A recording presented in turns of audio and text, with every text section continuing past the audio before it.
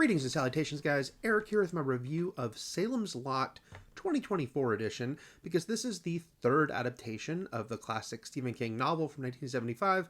The first two were miniseries from 1979 and 2004, but this time we're getting, well, not quite a feature film, I guess, unless you live in certain parts of the world. But here in America, it will be a Max debut after a lot of back and forth about what would the actual destination of this movie be. Lewis Pullman stars as Ben Mears, an author who returns to his childhood home of Jerusalem's Lot, aka Salem's Lot, just at the same time as another new resident named Barlow has moved into a creepy, abandoned house that has been sitting empty for decades. Ben starts dating local girl Susan, played by Mackenzie Lee, and things seem to be going pretty well, except for the fact that suddenly there are a bunch of disappearances in Salem's Lot, and wouldn't you know it, it just might be the work of freaking vampires. This version of Salem's Lot is written and directed by Gary Dauberman. He wrote all of the Annabelle movies. He also wrote both It Chapter 1 and 2. There are some good movies in that bunch. There are some that aren't so good. But I think it really stands out as far as understanding that you can't adapt certain books into one movie unless you want to cut out a lot. And at 113 minutes, Salem's Lot is too short to get everything in properly from the book, and you feel it. As the deaths and disappearances start to pile up in Salem's Lot, Ben ends up forming a group of vampire hunters, for lack of a better term, whether they want to be or not, which includes Susan, but also Bill Camp, his local school teacher Matt, Jordan Preston Carter has one of Matt's students, Mark, John Benjamin Hickey has Jerusalem Lot's priest, Father Callahan, and Dr. Cody, you can guess her profession, played by Alfre Woodward. This is a healthy-sized group of characters, and in the book, you get to know them all. You get to understand their motivations. You get to understand what sort of prompts them to react the way they do to learning that there are vampires in their midst. But a lot of that here in this movie either gets pushed aside completely or kind of just a cursory inclusion. For instance, Matt's entire subplot about an illness is completely discarded, and Father Callahan, yes, you understand a bit about him and the crisis he's going through as far as a lack of faith and feeling like maybe he no longer has what it takes to be a priest, but it's dealt with in a very quick 1 or 2 line way rather than really getting anything in depth with the character. There's a reason the previous versions of Salem's Lot were 2-night miniseries, and you feel it watching this movie, and it almost feels like, you know, they should have made the decision, if they're not going to do a longer movie or a miniseries, just to cut out some of these characters, because the way they do it instead is they're there, but they don't really add anything, and it really ends up feeling like almost all the characters don't have the heft and weight they could have because you're bouncing back and forth between so many of them, but for the most part only getting this very surface level version. But hey, Salem's Lot is a horror movie, so does it function well in that regard? Not so much. There are some cool visuals here. There are some moments I thought had atmosphere. There is a scene of 2 kids walking home at dusk. It's got some cool shots in it. It has a very creepy moment involving someone coming up on them that I really liked how that was handled. But a lot of it plays pretty goofy. The way the vampires are depicted and these sort of glowing orange eyes doesn't really work. It doesn't really land as I think they wanted it to feel something's off, something's wrong. Instead, it just kind of looks a little silly. It was entertaining on some level, but nothing like the book as far as really capturing the complete idea of what this town is going through and feeling that there is something very wrong here. It all feels very rushed through rather than spending time getting to know both the characters and the town itself and feeling the impact of what is occurring. I am rarely a purist when it comes to minutia in adaptations, so I love Salem's Lot as a book, but I don't care that Jimmy the doctor in the book was a white guy and here it's a black woman. Doesn't matter to me. And I also don't care that a lot of the fates of these characters get sort of switched up or mixed around, and a death given to one character in the book is given to a different character in the movie, or characters live longer in this version, or exactly what happens to them is different. But I don't think it all adds up to something great here as far as, wow, they really switched it up in a way that made it better.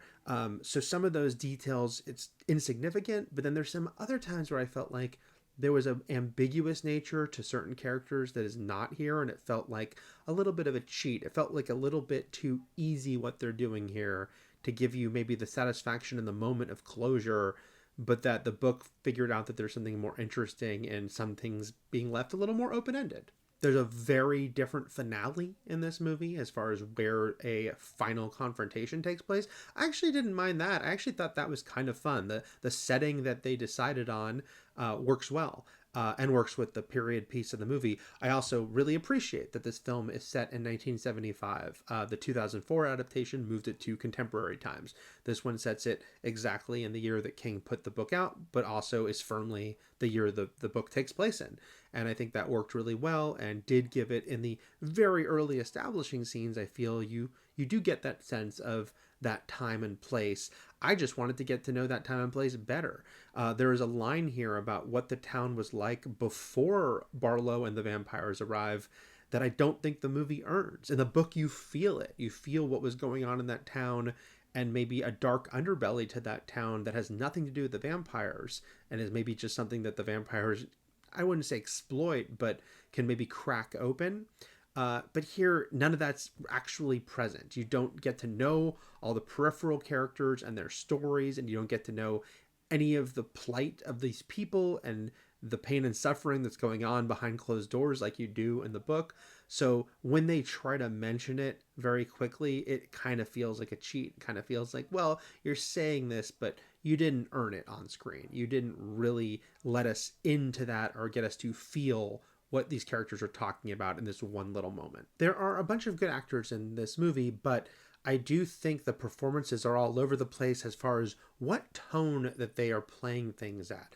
And I think that kind of speaks to maybe the cast wasn't sure how they were supposed to play it. So you've got the people at the center, like Lewis Pullman and Mackenzie Lee, who are playing it pretty straight. But then you've got something like Pelu Asbeck, who is playing Straker, who is the human assisting Barlow and the vampires, and he is going full camp. And everything, both about the way he's costumed and his performance, feels like it's at a completely different level than what Pullman and Lee are doing, to the point that they don't really match. And there's some other performances that also feel very arch and very heightened and just aren't meshing well. So it ends up feeling confusing as far as, should I be taking this seriously, or is this all just kind of silly vampire stuff? Because there are so many different ways to play horror in general, but certainly vampire movies, we've seen them all over the place tonally. This movie doesn't decide what it wants to be. Now, obviously, the book plays things very serious, and I would have loved a adaptation that nailed that. But I'd also be open to sort of a silly, campy, goofy, fun ride of a movie, but I don't think this fully goes in on that either. So there are moments you can enjoy on that level, somewhat ironically perhaps, but I also think that it kind of tries to shift gears and feel more serious, and then you've got these moments that kind of lack dramatic weight. It's interesting that Doberman wrote the two It movies, because I really liked the first one, and then I kind of felt like on the second one it had a similar tonal issue of suddenly feeling like they want some scenes to be really goofy in a way that confused me, because I didn't understand where that was coming from, but also I think made the whole movie kind of feel off kilter and not really come together. And that's the problem here as well. And it's too bad, because Salem's Lot is a great book. It was Stephen King's second ever novel after Carrie. And, you know, there's a lot of nostalgia for the 1979 miniseries that Tobe Hooper did. But yeah, this one just does not come together. Barlow has a character, you know, your sort of big bad vampire here. His look is very influenced, I feel, by that Tobe Hooper version. But he doesn't have nearly as much menace as it feels like he can and should. And that goes for a lot of the movie. Like I said, it does have these occasional moments where I was like, oh, that was very effective. That was cool.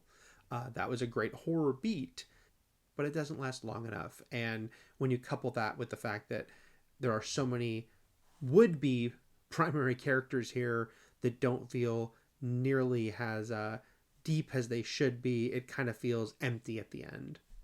So those are my thoughts on Salem's Lot 2024 before it hits Max this coming weekend in America and some theatrical markets in certain parts of the world. I was really hoping I'd like this one more. I just finished reading the book and was pretty hyped up to see this. not thinking it was going to completely grab everything the book had, but I thought that there was room here to just be a cool interpretation. And there are those tiny glimmers where I thought, oh, they're going to do it, and then it always kind of falls short, unfortunately. So if you can like and subscribe, all that good stuff, that would be great. And that's it for now. Thanks, guys.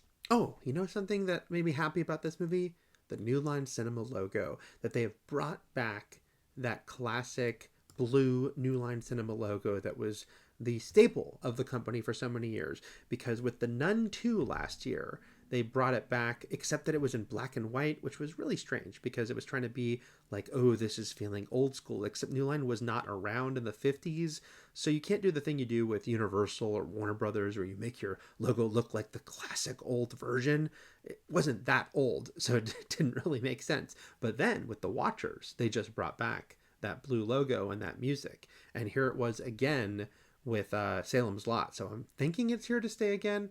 So welcome back, New Line logo. I missed you.